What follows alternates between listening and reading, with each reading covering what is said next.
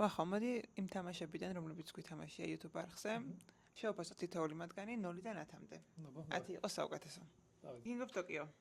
10-დან 7 ალბათ, იმიტომ რომ მარტივია, სახალისოა, მაგრამ უფრო გამართლებაზე და გამართელზეა მაინც. Codenames-ი? 10-დან 8.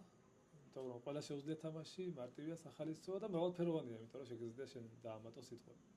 White House-ზე რა სიტყვები? 10-დან 6, იმიტომ რომ მაგ ჟანრში უკეთეს თამაშებიც არის, უბრალოდ უფრო ჩახლართულია, მარტივია, მაგრამ ცოტა მოსაბეზრებელია. Wavelengths-ი? 10-დან 7 ალბათ.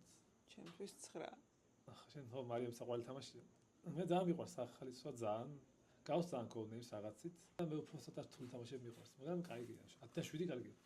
Unmatched-ი. Unmatched-ი 10-დან 9 არის, ალბათ ყველაზე რთული თამაშია, რაც ჩვენ ახსე ვითამაშეთ და ამიტომ ბევრს არ უნახავს წესთ.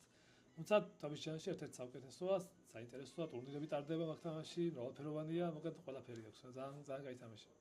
რა სიტყვი შერიფობ Nottingham-ზე? 10-დან 8 ალბათ ესეც, იმიტომ რომ სახალისოა ძალიან მარტივია და რაღაცა დაბლეფა თუ გიყვარს და ეგეთი ჟანრის თამაშები, მაგ ჟანრში ძალიან კაია, რა მოტყუება თუ შეგიძლია, ძალიან სახალისოა. და საუკეთესოდ ვინ თამაშობს ამ თამაშს? მახარა რა თქმა უნდა. ტრამვაის სასამართლოზე რა სიტყვი? ზოგადად ინგლისურ ვერსიაზე ვიტყოდი 10-დან 7. ან 6, იმიტომ რომ ცოტა ბარათია და მალე მოგვეძდება, მაგრამ ქართულ ვერსიაზე რაც ვაკეთებ ჩვენ, მრავალფეროვანია უფრო, მეტი ბარათია, უფრო სახალისოა და უფრო არ კონტექსტიც ალბათ უფრო ნაცნობია ჩვენთვის, ხო? კი, და ქართულ რეალობას ერგება, იმიტომ ყველას უყვარს ეს თამაში. რაც შეეხება paranormal detectives, ანუ პარანორმალური დეტექტივები. მოდი დავწერ 1.5-ს რა.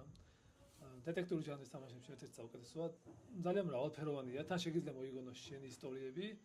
ყველას მოწონს, ამ რაც ერთ-ერთი იშვიათი თამაშია, რომელიც ვისაც ვათამაშე, ყველას მოეწონა რა და მგონია თქვენც უნდა ნახოთ ჩემს არხზე, ვითამაშეთ ამდენჯერმე და კიდევ ვითამაშებთ ერთ-ერთი საუკეთესო თამაშია გამოძიებებზე. და დაგვრჩა Scali. Scali არის 10-დან 9.5. ოღონდ ამ ჟანრის თამაშებში რა. თამაში რომელშიც არის რა, უბრალოდ რამდენიმე 30 თუ რაღაცა ბარათი, ბევრი მეტი არაფერი და ისეთი მარტივი რაღაცა მოფიქრებული, რომელიც თამაშის ძალიან სახალისოს, საკმაოდ მოკლეს. ნებისმიერ ადამიანს შეუძლია რომ ითამაშოს და ყოველთვის ერთობი რა ამ თამაში. ანუ მეტყოლმიგენი ამ თამაში როგორ არ უნდა გაერთო და როგორ არ უნდა იცინოთ ბევრი რა და გონია რომ ამ რაც ევალება იმ ამბავში თითქმის ყველაფერს აკეთებს სწორად და Scali ჩვენ ახსოვთ თამაშობთ ხოლმე და ნახეთ აუცილებლად. სულ 9 თამაში გვითამაშია ამ სეზონში და საკმაოდ კარგი შედეგი არის არა?